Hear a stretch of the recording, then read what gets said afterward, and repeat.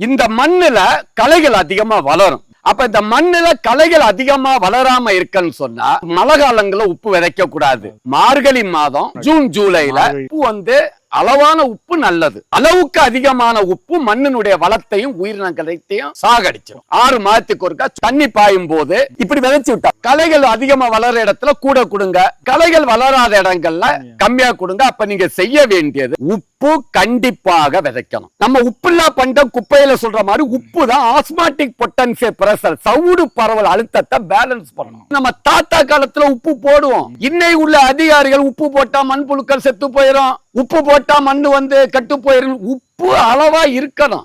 Sodium தேவை, பிரெயினுக்கு sodium இல்லாட்டி கோமா. வருஷத்துக்கு 2 தடவை செம்மறி ஆட்டுக்கடா போடும், கோடையில 1.